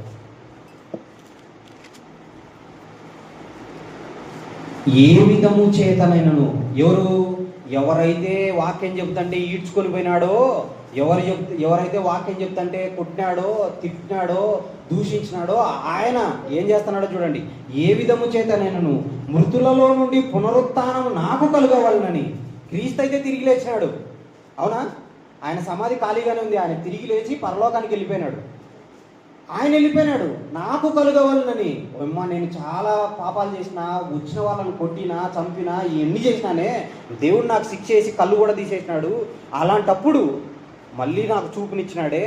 చూపునిచ్చిన తర్వాత నన్ను ఆరోగ్యంతో నిలబెట్టిన తర్వాత, నన్ను రక్షించిన తర్వాత, నా పాపాలన్నింటినీ కడిగినాడు. ఆయన సన్నిధికి వచ్చినాను. నేనేం చేస్తానంటే చెప్తాను చూడండి. ఏ విధము చేతనైనాను మృతుల పునరుత్థానము నాకు కలుగవలనని ఆయన మరణ విషయంలో సమాన అనుభవం గలవాడనై ఆయన పునరుత్థాన బలమును ఎరుగు నిమిత్తము ఏం చేస్తున్నాడు? ఆయన శ్రమలలో పాలివాడగునట్టు ఎట్టిదో ఎరుగు నిమిత్తము సమస్తమును నష్టపరుచుకొని వాటిని పెంటతో సమానంగా ఎంచుకొనిచున్నాను. ఈయన ఒక నిర్ణయం తీసుకున్నాడంట. ఏమని? ఎలా అయినా పర్లేదు, ఆయన పునరుత్థాన బలం తెలియాలి నాకు. ఇందాక మనకు ఒక బలం తెలిసింది ఏంటి? విత్తనము భూమిలో నాటబడితే బలహీనమైనదిగా విత్తబడి బలమైనదిగా లేపబడింది. అందుకే మనకు తింటానే బలం వస్తుంది. ఒక టెంకాయ నీళ్ళు తాగుతానే బలం వస్తుంది, అవునా? ఒక చీనీ రసం తాగుతానే బలం వస్తుంది. ఇవన్నీ ఎలా వస్తున్నాయి? అది బలహీనమైనదిగా విత్తబడి బలమైనదిగా ఫలంగా మారింది. బలమైన ఆహారం మనకి ఇవ్వటం వల్లనే మనం బలవంతులు అయిపోతున్నాం. ఇది మనకు అర్థమైతే మనం చనిపోవటానికి ముందు మనం కూడా ఏమవ్వాలి? పాతి పెట్టడానికి ముందు మనం కూడా పాతి పెట్టబడుతూ ఉండాలి. ఎలాగా? వాక్యం ప్రకటించడానికి ముందుకెళ్తున్నప్పుడు, మనం ముందుకెళ్ళేటప్పుడు మన అవయవాలు కరిగిపోవాలి. ఆనాడు విత్తనం ఏమైంది? కరిగిపోయిందా లేదా? పైన తొక్క ఏమైపోతుంది? కులిపోవటం మొదలవుతుంది. నీళ్లు తగలగానే అది లయమైపోవటం మొదలవుతుంది. అలాగా ఈ శరీరము, ఈ అవయవాలు ఇవన్నీ కూడా దేవుని కోసం అరగాల. మనం ఏం చేస్తామండి? ఆధార్ కార్డు ఇస్తున్నారంటే ఊరంతా చెప్పుకొని తిరుగుతాం, అవునా? పలానా చోట బియ్యం ఇస్తున్నారు, పలానా చోట రాగులు ఇస్తున్నారు, పలానా చోట డబ్బులు ఇస్తున్నారంటే ఇవన్నీ చెప్పుకుంటూ తిరుగుతాం. వాళ్ళు చెప్పడం వల్ల, చెప్పడం తప్పని చెప్పట్లే, చెప్పండి, అంతకంటే ఎక్కువగా ఇది చెప్పండి. అది చెప్పడం వల్ల మీ శరీరం మళ్ళీ రాదు, మీ నోరు మళ్ళీ రాదు, మీ కళ్ళు మళ్ళీ రావు, మీ చెవులు మళ్ళీ రావు. కానీ ఈ మాట చెప్తే ఏమని? మన కోసం యేసుక్రీస్తు వారు చనిపోయినారు, మన కోసం తిరిగి లేచినాడు, మనము కూడా తిరిగి లేవాలంటే ఆయనను ప్రకటించాలన్న మాట చెప్తే, అది మీకు అర్థమైతే మీరు చెప్పినప్పుడు ఏం జరుగుతుంది? మీ శరీరం మళ్ళీ తిరిగి లేస్తుంది. అందుకే అంటున్నాడు, ఏ విధము చేతనైనను మృతులలో నుండి పునరుత్థానం నాకు కలగాలి అని చెప్పి ఈయన ఏం చేస్తున్నాడు తెలుసా? ఈయన ఏం చేస్తున్నాడో ఒక సందర్భం చూపిస్తాను. ఎంత భయంకరమైన పరిస్థితుల్లో ఈయన ప్రకటించడానికి వెళ్ళిపోతున్నాడో. అపోస్తుల కార్యములు 17వ అధ్యాయం 1వ వచనం చూడండి. అపోస్తుల కార్యములు 17వ అధ్యాయం 1వ వచనం త్వరగా చూసుకుందాం. అపోస్తుల కార్యములు 17వ అధ్యాయం 1వ వచనం. వారు అనగా పౌలు గారితో పాటు చాలా మంది ఉన్నారు. వాళ్ళు ఏం చేస్తున్నారు? అపోలోనియా పట్టణంల మీదుగా వెళ్ళి దెస్సలోనికాకు వచ్చి, దెస్సలోనిక అనేది ఒక పట్టణం. ఇప్పుడు ఉనుగోలుకుర్తి ఎలా ఉందో అలాంటి పట్టణం, లేదా కదిరి ఎలా ఉందో అలాంటి పట్టణం, పులివెందలు ఎలా ఉందో అలాంటి పట్టణం. అలాంటి పట్టణానికి వచ్చినాడంట ఆయన. ఈయన ఏం నిర్ణయం తీసుకున్నాడు? మృతుల పునరుత్థానం ఎలాగైనా నాకు కావాలి, నేను చచ్చిపోయిన తర్వాత కుళ్ళిపోయి అలాగే ఉండకూడదు, నేను మళ్ళీ ఆత్మ సంబంధమైన శరీరం కావాలి, బలమైన శరీరం కావాలి, ఘనమైన శరీరం కావాలని నిర్ణయం తీసుకుని ఈయన ఏం చేస్తున్నాడు చూడండి. దెస్సలోనికకు వచ్చి పౌలు తన వాడుక చొప్పున సమాజపు వారి వద్దకు వచ్చి, మందిరం ఏం లేదు, సమాజం ఏడ కూర్చుంటారు? టీ బంకో లేకపోతే సంత వీధో ఏదో ఒకటి, ఒక చెట్టు కింద కూర్చోవటం జరుగుతుంది కదా. అక్కడికి వెళ్ళిపోయి ఏం చేస్తున్నాడు? ప్రకటిస్తున్నాడు. ఏమని? క్రీస్తు శ్రమపడి మృతులలో నుండి లేచుట ఆవశ్యకమనియు నేను మీకు ప్రచురము చేయు యేసే క్రీస్తు అయి ఉన్నాడు. అంటే మనం ఇందాక పాటలు పాడినామే, ఏమని? క్రీస్తు తిరిగి లేచినాడు, పరుగిడి ప్రకటించండి అన్నాడు కదా. ఈయన పరిగెత్తి ఎక్కడికి వెళ్ళిపోయినాడు? దెస్సలోనిక పట్టణానికి వెళ్ళిపోయినాడు. ఈయన ఊరు ఎక్కడ తెలుసా? తార్సు అని వేరే ఒక పట్టణం. అక్కడి నుంచి బయలుదేరి దెస్సలోనిక వెళ్ళిపోయినాడంట. వెళ్ళిపోయి ఏం చెప్తున్నాడు? ఏ విధం చేతనే నాకు మృతుల పునరుత్థానం కలగాలన్నాడు కదా, చనిపోయిన తర్వాత నాకు లేవాలనుకున్నాడు కదా. చెప్తున్నాడు ఏమని? ఇలా చెప్తుంటే ఆ ఊర్లో వాళ్ళు కొంతమంది మారినారు. ఆ మాట ఉంది చూడండి. వారిలో 4వ వచనం, కొందరును భక్తిపరులకు గ్రీసు దేశస్తుల్లో చాలామంది, ఘనత గల స్త్రీలలో అనేకులు ఒప్పుకొని, నిజమే కదా, మనం ఏమైనా తప్పు చెప్తున్నామా? తినే తిండి చనిపోయి గింజలుగా మారుతుంది, ఫలాలుగా మారుతుంది. మన ప్లేట్ నిండా అన్నం వస్తుందంటే ఒక 4-5 గింజలు భూమిలో పడి మొలకెత్తితేనే చెట్టుగా మారి అన్ని గింజలు మన చేతిలోకి వచ్చినాయి, మనం జీవిస్తున్నామన్న విషయాలు, ఇలాంటి విషయాలన్నీ చెప్పటం వలన వాళ్ళు తెలుసుకొని గ్రీసు దేశస్తుల్లో అనేకులు కూడా విశ్వసించినారంట. గ్రీసు దేశస్తులు అంటే వాళ్ళ అన్యులండి. అంటే క్రైస్తవులు కాదు, యూదులు కాదు, అబ్రహాం సంతానం కాదు, వేరే సంతానం. అంటే అన్యులు, హరిజనులుగా, రెడ్డీసు, రకరకాల ప్రజలు ఉంటారు కదా. ఇలాంటి విషయాలు చెప్తుంటే వాళ్ళు కూడా విశ్వసించినారంట. విశ్వసించి ఏం చేసినారు? ఒప్పుకొని పౌలుతోనూ శీలతోనూ కలుసుకొని. అయితే కొంతమంది మత్సరపడినారు. ఇలాంటి వాళ్ళు కూడా ఉంటారు సుమా. వాళ్ళు పడి ఏం చేసినారు? కొంతమందిని వెంట పెట్టుకొని వచ్చి వీళ్ళని దాడి చేసినారు. దాడి చేస్తే 6వ వచనం, వారు కనపడనున్న యాసోనును కొందరు సహోదరులను ఆ పట్టణపు అధికారుల యొద్దకు ఈడ్చుకొని పోయి, భూలోకమును తలకిందు చేసిన వీరు ఇక్కడికి కూడా వచ్చి ఉన్నారు, యాసోను వీరు చేర్చుకొని ఉన్నాడు. అంటే ఒక ఆయన ఇప్పుడు అన్న ఎట్లా చేసుకున్నాడో ఇక్కడ వాక్యం చెప్తాంటే అలా కొంతమంది చేర్చుకున్నారంట. మీరందరూ ఎలాగ వచ్చి కూర్చుంటున్నారో అలా కొంతమంది చేర్చుకొని ఉంటే వాళ్ళని తీసుకొని పోయి అధికారుల దగ్గర తీసుకొని కొడుతున్నారంట. కొడతంటే వాళ్ళు వెనక తగ్గకుండా బయటకు వచ్చిన తర్వాత కూడా మళ్ళీ ప్రకటించడం మొదలెట్టినారు. అందుకే బైబిల్లో తెసలోనిక పత్రిక ఉంటుందా, 1, 2 ఉంటాయా? ఎందుకు నిలబడినాయి తెలుసా సంఘాలు అలాగా? ఎందుకు అంత గొప్పగా నిలబడినారు తెలుసా? వాళ్ళు అలా నిలబడ్డబట్టే వాళ్ళందరూ ఇలా ప్రకటించుకుంటూ తిరగటం బట్టే మన చేతిలోకి బైబిల్ వచ్చింది. మనం కూడా పాపంతో నశించి పాతాళానికి వెళ్ళిపోకుండా యేసుక్రీస్తు వారి మరణాన్ని గురించి, పునరుత్థానం గురించి, యేసుక్రీస్తు వారి గొప్పతనం గురించి ఈరోజు ఎక్కడో యేసుక్రీస్తు ఎక్కడ పుట్టినాడు? బెత్లెహేము, యెరూషలేము ఆ ప్రాంతాల్లో పుట్టినాడు, ఆ ప్రాంతాల్లో చనిపోయినాడు. ఆయన గురించిన వార్త ఇంతవరకు ఇక్కడ మారుమూల పల్లె ముడుముల పూర్తికి వచ్చిందంటే కారణం ఏంటి? ఎంతోమంది ప్రచురం చేయబట్టే కదా, పరుగిడి ప్రచురం చేయబట్టే వచ్చింది. మరి ఈరోజు మీ దగ్గరికి వచ్చింది. మనం కూడా దేవుని సన్నిధికి వచ్చి కూర్చొని వెళ్ళిపోదామా? వెళ్ళిపోతే పునరుత్థానం కలగదండి. అందుకే పౌలు గారు అన్నారు ఏమని?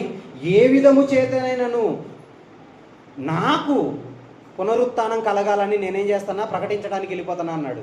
మీరు కూడా ఏదో పెద్దగా చెప్పాల్సిన పనిలా కొంతమందికి చెప్పి రండి అని చెప్పించుకురండి. ఎలాగా? వాళ్ళ సంఘంలోకి రావడానికి కష్టమైంది అనుకోండి, ఎలా చెప్పండి? మీ ఇంట్లో ప్రోగ్రామ్స్ జరుగుతాయి కదా, బర్త్డేనో పెళ్ళో ఏదో ఒకటి జరుగుతుంది. అలాంటప్పుడు ఒక అరగంట మంచి మాటలు చెప్పించండి. ఎందుకు? వాళ్ళకు తెలియదు పాపం. చచ్చిపోతే ఖచ్చితంగా సెకండ్లో నరకానికి వెళ్ళిపోతారు. ప్రతి మనిషి నరకానికి వెళ్ళిపోతాడు బాప్తీసం తీసుకోకుండా చనిపోతే. అందుకే తప్పనిసరిగా ఇక్కడ ఎవరైనా బాప్తీసం తీసుకోకుంటే వెంటనే బాప్తీసం తీసుకోండి. బాప్తీసం తీసుకున్న తర్వాత మారాలి. మీరు మారినప్పుడు ఆటోమేటిక్గా ఈ మాటలు కొద్దిగా చెబుతూ ఉంటే అప్పుడు మీకేం కలుగుతుంది?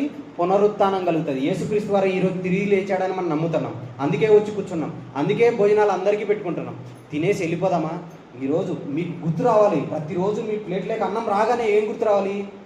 ఒక గింజ చనిపోయి నా ప్లేట్లోకి ఆహారం వచ్చింది. ఆహారం రావటం వల్లనే నేను ఈరోజు బ్రతుకుతున్నా.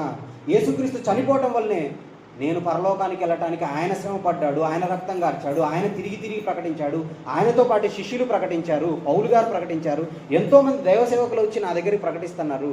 అలాంటి వాళ్ళు వచ్చి చెప్పడానికి సిద్ధంగా ఉన్నప్పుడు మా ఇంట్లో కార్యక్రమం జరుగుతుంది. అలాంటప్పుడు మా పక్కన వాళ్ళు కూడా చెప్పాలి కదా, వాళ్ళు కూడా చచ్చిపోతారు కదండి.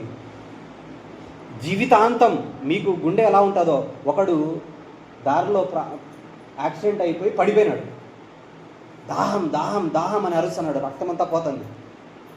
మీకెంత బాధ వేస్తుంది చూసిన వెంటనే. మీ చేతిలో నీళ్లు ఉంటే తీసుకుపోయి ఇచ్చేస్తారు, అవునా? మీ చేతిలో ఆఖరికి స్త్రీలు చాలామంది నాకు తెలుసు చీరలు చించేసి రక్తం కట్టిన వాళ్ళు కూడా చాలామంది ఉన్నారు. ఏదో ఒకటి చేసి 108కి ఫోన్ చేసి వెంటనే రావాలి అని చెప్పేసి వాళ్ళ ప్రాణాలు నిలబెట్టడానికి ఎంత కష్టపడతారు. అన్న కూడా 108లో పనిచేసేటప్పుడు ఎంత కష్టపడతాడు. వాళ్ళ ప్రాణాలు పోతుంటే ఏదో ఒక విధంగా ఎంత స్పీడ్గా అయినా తీసుకుపోయి హాస్పిటల్లో చేర్చాలి, వాళ్ళని రక్షించాలని ఎంత దినదినం కష్టపడుతుంటాడు, అవునా? చాలామంది బ్రతకపోవచ్చు, కానీ యేసుక్రీస్తు వారి దగ్గరికి వచ్చిన ప్రతి ఒక్కడు జీవిస్తాడు. ఎలా జీవిస్తాడు తెలుసా? ఖచ్చితంగా ఆయన లేపుతాడు. ఆయన నమ్మి బాప్తీసం తీసుకుంటే, ఆయన మాటలు చెబుతూ ఉంటే ఖచ్చితంగా తిరిగి లేపుతాడు. ఎలా లేపుతాడో చివరిగా మీకు ఒక మాట చూపిస్తాను చూడండి. నిజంగానే మీరు చాలాసార్లు చదివినప్పటికీ ఇది మీకు అర్థమైతే, ఈ పునరుత్థాన బలం మీకు అర్థమైతే మీరు అలాగే బ్రతుకుతారు. యోహాను సువార్త 5వ అధ్యాయము 21వ వచనం చూడండి. యోహాను సువార్త 5వ అధ్యాయం 21వ వచనం. యోహాను సువార్త 5వ అధ్యాయం 21వ వచనం. తండ్రి మృతులను ఎలాగు లేపి బ్రతికించెనో, యోహాను సువార్త 5వ అధ్యాయం 21 చదువుతున్నాం. తండ్రి మృతులను ఎలాగు లేపి బ్రతికించునో అలాగే కుమారుడును అనగా యేసుక్రీస్తు వారును తనకిష్టము వచ్చిన వారిని, ఆ మాట అండర్లైన్ చేసుకోవాలి. ఏమంటున్నాడు? తనకిష్టము వచ్చిన వారిని ఏం చేస్తాడంట? బైబిల్లో ఉందా? మీ బైబిల్లో ఏమనింది? చదవండి ఒకసారి అందరు గట్టిగా. అలాగే కుమారుడు తనకిష్టం వచ్చిన వారిని బ్రతికించును. అర్థమైందా? ఎవరిని బ్రతికిస్తాడంట? తనకిష్టం వచ్చిన వారిని. యేసుక్రీస్తు వారు ఎవరిని బ్రతికిస్తాడంట? తనకిష్టం వచ్చిన వారిని బ్రతికిస్తాడంట. బ్రతికించినప్పుడు ఏం జరుగుతుంది తెలుసా? చివరిగా చూడండి 28, 29 వచనాలు అదే అధ్యాయంలో. దీనికి ఆశ్చర్యపడకుడి, ఒక కాలం వచ్చుచున్నది, ఆ కాలమున సమాధులలో ఉన్న వారందరూ ఆయన శబ్దము విని మేలు చేసిన వారు అంటే మేలు చేసిన వారు ఎవరంటే మనకు తినటానికి ఇన్ని ఆహార పదార్థాలను, గింజలను, పండ్లను, కాయలను వీటన్నిటిని బలి చేసినాడు కదా. బలి చేసినాడు, వాటిని స్వీకరించే నా నోరు ఆడుతుంది, నా ముక్క ఆడుతుంది, నా చెవి ఆడుతుంది, నా చెవులు ఆడుతున్నాయి, నా శరీరం నేను బతుకుతున్నా, నేను 4 రాళ్ళు కష్టపడి సంపాదించుకొని నా కుటుంబాన్ని కాపాడుకుంటున్నా అని మీరు అనుకుంటున్నారు కదా. మీరు కాపాడుకోవడానికి కారణం ఏంటో తెలుసా? దేవుడు తన రెక్కల కష్టాన్ని పెట్టి ఈ భూమికి ఫలించే గుణాన్ని పెట్టి విత్తనాలన్నింటినీ భూమిలో పడితే భూమి మొలిపించాలని వాటిని ఆజ్ఞ ఇవ్వటం వల్లే ఆ భూమి పండింది, మన కడుపు పండింది, మన కడుపు నిండింది, మనము జీవిస్తున్నాం. ఇవన్నీ జీవించినందుకు మనల్ని కూడా మేలు చేయమని ఆయన కోరాడు. ఏంటి తెలుసా? యేసుక్రీస్తు వారు భూమి మీదకి వచ్చి తను ఎంత కష్టపడైనా సరే అందరినీ రక్షించడానికి భూమి మీద ప్రయాణం చేసి వాళ్ళకు 4 మంచి మాటలు చెప్పి దేవుని సంఘానికి ఎలా నడిపించినాడో, వాళ్ళందరి కోసం ఎలాగైతే దేవుని మాటలు చెప్పినాడో, అలాగున మనం చెప్పలేనప్పుడు తమ్ముడిని నిలబెట్టి చెప్పించండి, నన్ను పిలవండి, నేను ఖచ్చితంగా వస్తాను, వచ్చి మీ ఇంట్లో ఏదైనా కార్యక్రమం ఉందా, ఒక 40 నిమిషాలు, ఒక 30 నిమిషాలు ఇలాంటి మాటలు చెప్పండి అని చెప్తే బంధువులందరినీ పిలవండి. పిలిచినప్పుడు వాళ్ళు కూడా వింటారు. విని వాళ్ళు చనిపోయి నరకానికి వెళ్ళి యుగయుగాలు కాలటం వలన ఏమన్నా ప్రయోజనం ఉందా? మన వాళ్ళే కదా, మన తండ్రి పిల్లలే కదా, అవునా కాదా? అందుకే ముందు చెప్పాను, ఆదాము నుంచి అందరూ వచ్చారు అని. మన పక్కన ఉన్న వాళ్ళు నరకానికి వెళ్ళిపోతే ఎవరిని అడుగుతాడు తెలుసా? మనల్ని అడుగుతాడు. అదే మాట ఉంది అక్కడ చూడండి. సమాధుల్లో ఉన్న వారందరూ ఆయన శబ్దం విని మేలు చేసిన వారు జీవ పునరుత్థానమునకును, కీడు చేసిన వారంటే ఇలా ఒక ఆయన వచ్చినాడు ఎర్రగుంట్ల నుంచి. యేసుక్రీస్తు వారు తిరిగి లేచిన దినాన్న నేను ఎలా తిరిగి లేవాలంటే నేనేం చేయాలో చెప్పినాడు. చెప్పిన తర్వాత కూడా అలా చెయ్యకపోతే దాన్ని కీడా కదా, అవునా కదా? ఇప్పుడు మీకు అర్థమయ్యేదానికి ఒక ఉదాహరణ చెప్తాను. మీ కళ్ళ ముందే ఒక పెద్ద యాక్సిడెంట్ అయింది. యాక్సిడెంట్ అయిన తర్వాత రక్తం కారిపోతుంది, నీళ్ళు అంటున్నాడు.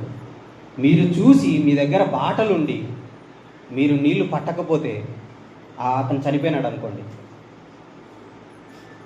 ఆ పాపం మీ మీదకి వస్తుందా రాదా?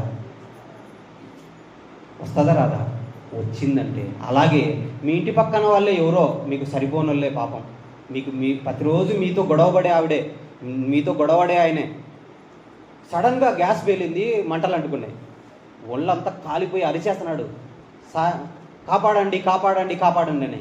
అప్పుడు మీరేం చేస్తారు? వాడు పోతే పోనీలే, సరైనది జరిగింది అనుకుంటారా? కళ్ళు తరుక్కుపోతాయి కదా. బాధ చూసి తట్టుకోలేక మనం ఏం చేస్తాం? ఏదో ఒక కంబలో ఏదో ఒకటి తీసుకొచ్చి, సంచి పట్టులో ఏదో ఒకటి తీసేసి, గోతం సంచులో ఏదో ఒకటి తీసుకొచ్చి ఆర్పేసి నీళ్లు చల్లి వెంటనే 108 అన్ననే ఉన్నాడని చెప్పి ఎట్టో ఒకటి తీసుకొని పోతాం. అంబులెన్స్ రావడం లేట్ అయిపోతుందేమో, తట్టుకోలేకుండా చూడలేకపోతామే. అలాంటిది ఒక ఆత్మ చచ్చిపోయి నరకంలో యుగయుగాలు కాలిపోతుంది. 1 సెకండ్ కాదు, 2 సెకండ్లు కాదు, 3 సెకండ్లు కాదు. కాలిన వాళ్ళని ఎప్పుడైనా చూసినారా? హాస్పిటల్కి వెళ్ళిపోయిన తర్వాత కాలే వాళ్ళు చాలామంది ఆత్మహత్యలు చేసుకుంటే చూసింటారు మీరు.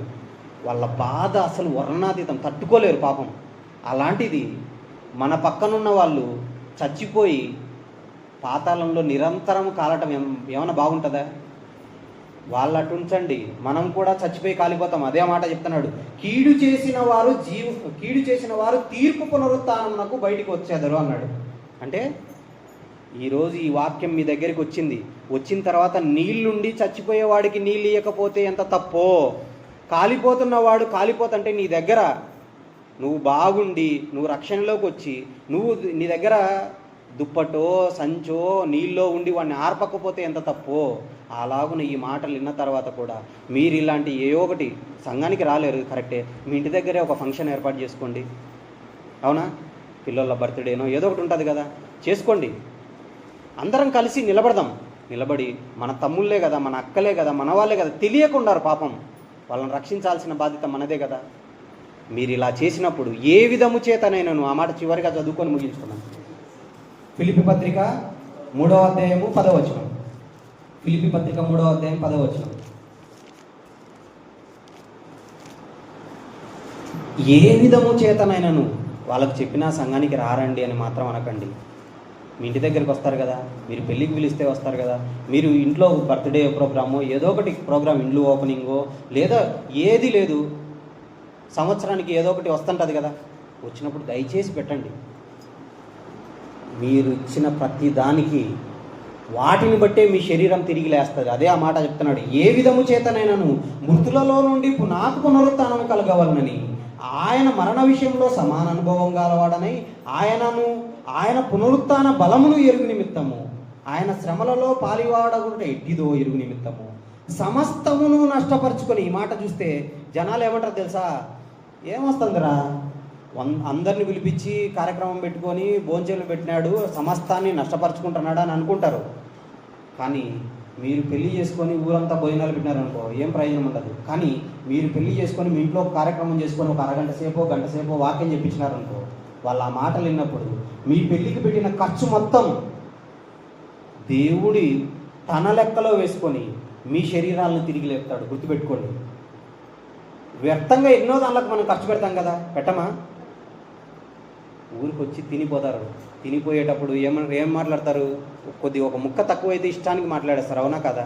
అలాంటప్పుడు మనం ఏదో దేవుని కోసం పెడదాం, 4 మంచి మాటలు వినిపించడానికి పెడదాం. దానివల్ల ఏం జరుగుతుంది తెలుసా? ఆ మాట చూడండి, ఏ విధము చేతనైనాను అని చెప్పి పునరుత్థానం నాకు కలుగుటకై చివరిలో సమస్తమును నష్టపరుచుకొని వాటిని పెంటతో సమానంగా ఎంచుకొనుచున్నాను అన్నాడు.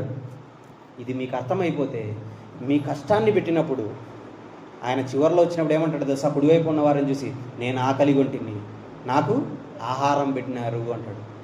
నేను తప్పిగొంటిని నాకు నీళ్ళు ఇచ్చినారు అంటాడు. నేను రోగినై ఇంటిని నన్ను చూడవచ్చినారు అంటాడు. నేను చెరసాలలో ఉంటిని నన్ను చూడవచ్చినారు. కాబట్టి పరలోకం మీదే రాండి అంటాడు. అదే జీవ పునరుత్థానం. ఇలా చేయలేదనుకో, అన్నం పెట్టడం అంటే ఏదో తెలుసా? దేవుని కార్యక్రమం పెట్టేసి దేవుని కార్యక్రమానికి వచ్చిన వాళ్ళకు నీళ్ళు ఇవ్వండి, దేవుని కార్యక్రమం వచ్చిన వాళ్ళకు మంచి నీళ్ళు ఇవ్వండి, మంచి అన్నం పెట్టండి, మంచి భోజనాలు ఉన్నాయి రండి తప్పనిసరిగా అని పిలవండి, మా ఇంట్లో ఫంక్షన్ అండి ఖచ్చితంగా రండి అని చెప్పండి. వచ్చే టయానికి ఖచ్చితంగా ఒక 30 నిమిషాలు 40 నిమిషాలు వాక్యం చెప్పించండి. ఏదో ఒక మాట విని మాడతారు కదా.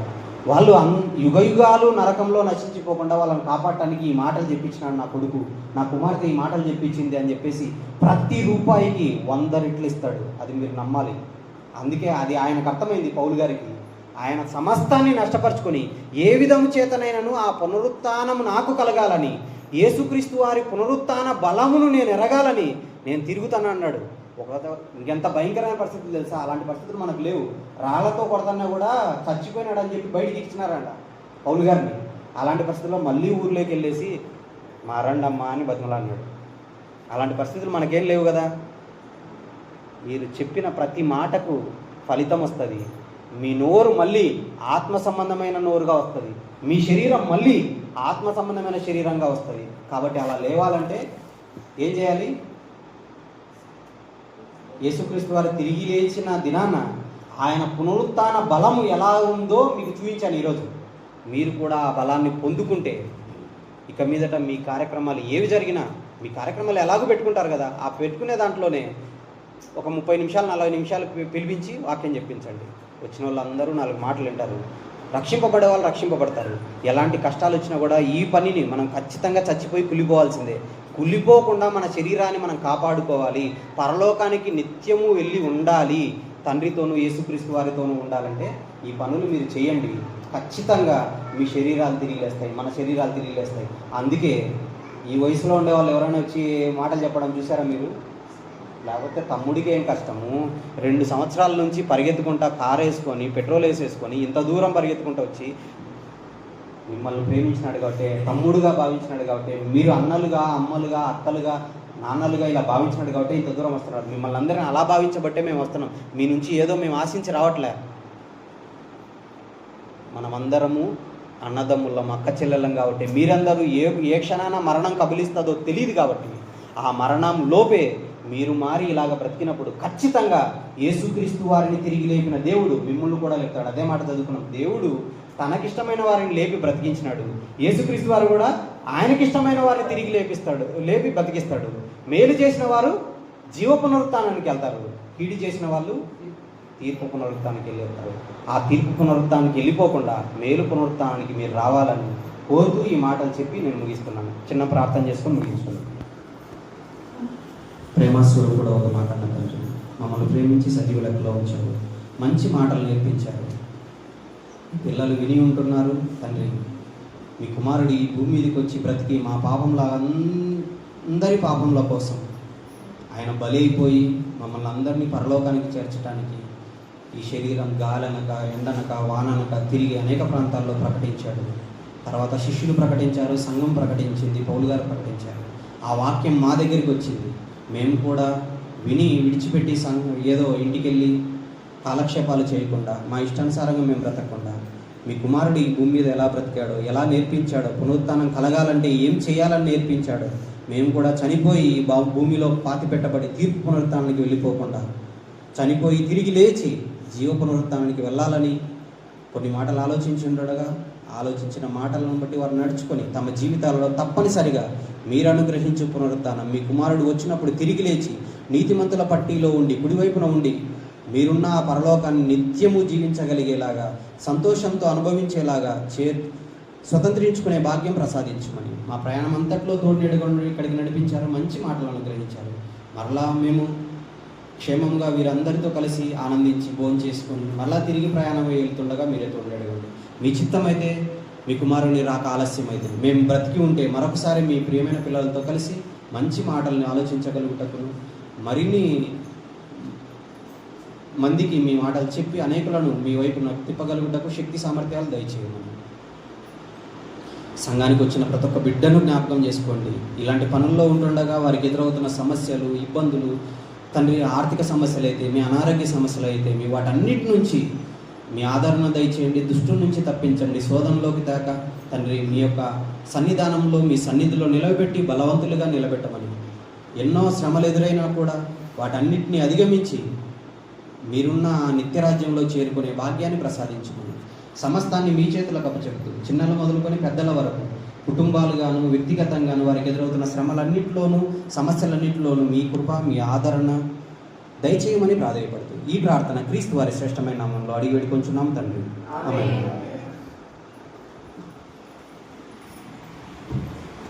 పిల్లరా మీకు అర్థమైంది కదండి.